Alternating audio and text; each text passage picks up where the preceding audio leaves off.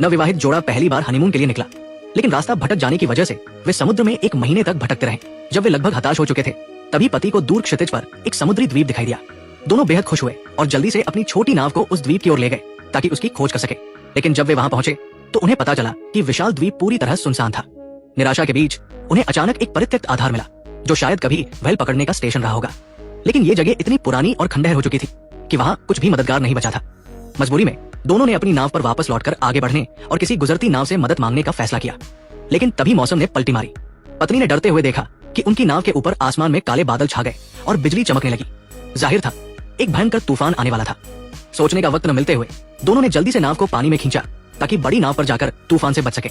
लेकिन तूफान से पहले की तेज हवाओं ने उनकी छोटी नाव को आगे बढ़ने ही नहीं दिया। कई बार कोशिश करने के बाद हार मानकर उन्होंने उस परित्यक्त व्हेल स्टेशन में रात गुजारने का फैसला किया ताकि बारिश थमने का इंतजार कर सके। सौभाग्य से पति के पास एक लाइटर था, जिससे वे ठंडी रात में आग जलाकर गर्मी ले सके। अगले दिन सुबह बारिश रुकते ही दोनों ने जल्दी से वहां से निकलने की तैयारी की। लेकिन तभी उन्हें डरावना एहसास हुआ। समुद्र में खड़ी उनकी नौका गायब हो चुकी थी। दोनों हैरान रह गए। उन्होंने भारी लंगर डाला था, फिर भी नौका कैसे गायब हो सकती थी? बिना वक्त गवाए वे छोटी नाव लेकर नौका की खोज में निकले। लेकिन तभी पति ने इंजन बंद कर दिया, क्योंकि उसे एहसास हुआ कि उनकी छोटी नाव से वो कभी नहीं मिल सकती। इसके बजाय उसने ईंधन बचाने का फैसला किया और चप्पू चलाकर द्वीप के दूसरी तरफ जाने लगा। वहां उन्हें ढेर सारे पेंगुइन दिखे। चूंकि पेंगुइन दक्षिणी गोलार्ध में रहते हैं, इससे उन्हें अंदाजा हुआ कि ये द्वीप अंटार्कटिका से ज्यादा दूर नहीं है। पति पहाड़ की चोटी पर चढ़ गया ताकि ऊंचाई से नौका को ढूंढ सके, लेकिन वहां दूर दूर तक सिर्फ समुद्र और ये द्वीप ही दिखाई दिया और कुछ नहीं। मजबूरी में वे व्हेल स्टेशन पर लौट आए और इसे अस्थायी ठिकाना बनाकर किसी गुजरती नाव से मदद की उम्मीद करने लगे।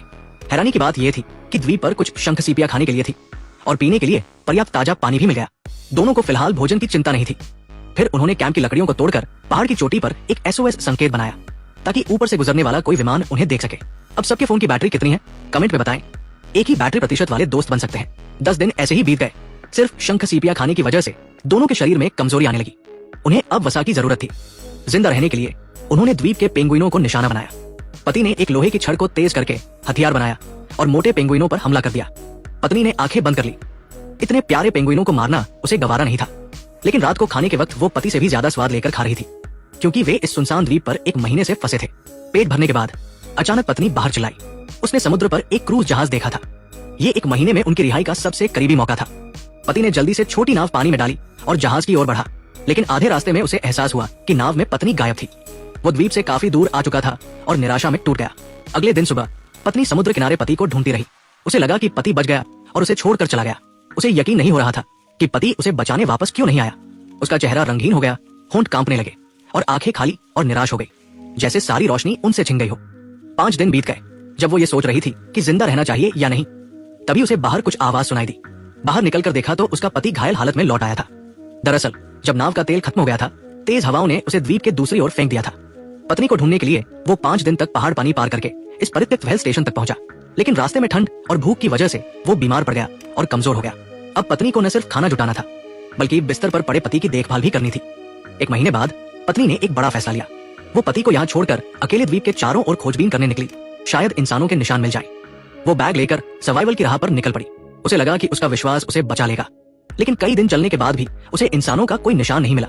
उसका मन सूखे रेगिस्तान की तरह हो गया। सारी उम्मीदें मरीचिका बनकर गायब हो गई। निराशा उसके दिल में लावे की तरह बह रही थी। उसे लग रहा था कि पूरी दुनिया ने उसे अंधेरे गड्ढे में छोड़ दिया है। लेकिन जब वो हार मानने वाली थी, तभी उसे जीने की एक उम्मीद दिखी।